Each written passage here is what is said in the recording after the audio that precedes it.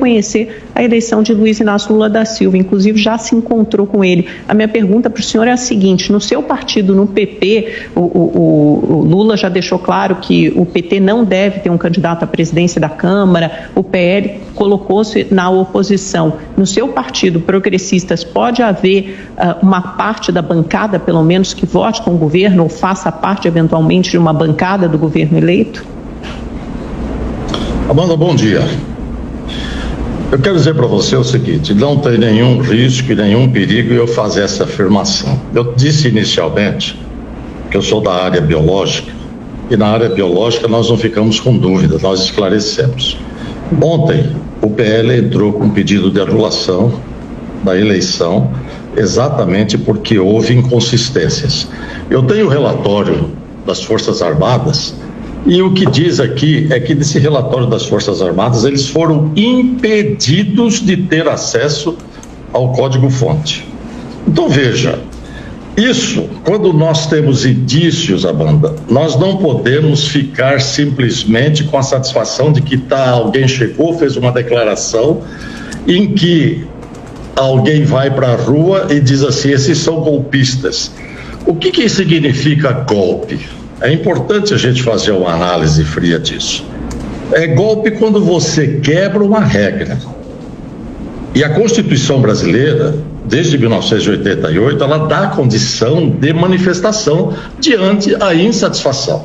Ninguém é obrigado por lei a fazer ou declarar alguma coisa que não esteja convicto daquilo. E nem é impedido de que assim seja. O que a gente percebe é que através da própria Constituição, nós temos inclusive parte da imprensa, desse consórcio de imprensa, cerceada. Então, isso é golpe. Existe uma regra, existem princípios, existem maneiras de se chegar a um determinado posicionamento, inclusive dando condição ao controverso, e você tem exatamente um cerceamento de quem deveria zelar pela lisura do processo. Se há dúvida, isso tem que ser mostrado. Então, esse pessoal que está aí, que é o pessoal que foi usado, inclusive, essa companhia, não me lembro o nome aqui agora, que foi contratada pelo PL, né, mostrando que todas as urnas, principalmente as urnas antes de 2020, elas são passíveis de serem adulteradas e serem manipuladas. E o Exército não teve acesso ao código-fonte. Portanto, o Exército diz o seguinte, que é possível que haja manipulação. E num processo eleitoral democrático, nós não podemos ficar com dúvida, principalmente quando essas alterações são muito consistentes e muito traumáticas, com mudança de resultado. Eu concordo com você. Em eleição a gente ganha ou perde. Eu perdi muitas vezes. Eu não tenho problema de perder e quero crer que grande parte de um jogo, quando você entra para jogar, você entra a jogar sabendo as regras. E essas regras não podem ser mudadas. E nós, Amanda, vivemos num país, ou seja, numa condição, não num país, mas numa condição material.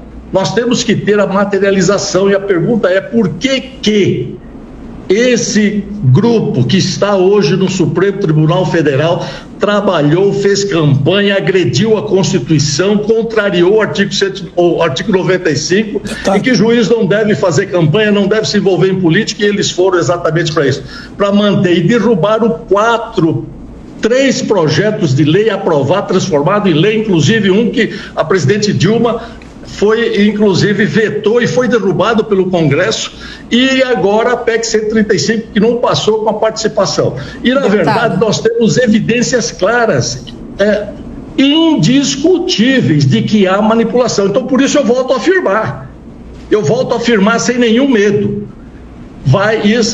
Essa verdade virá à tona, para que verdadeiramente nós tenhamos um processo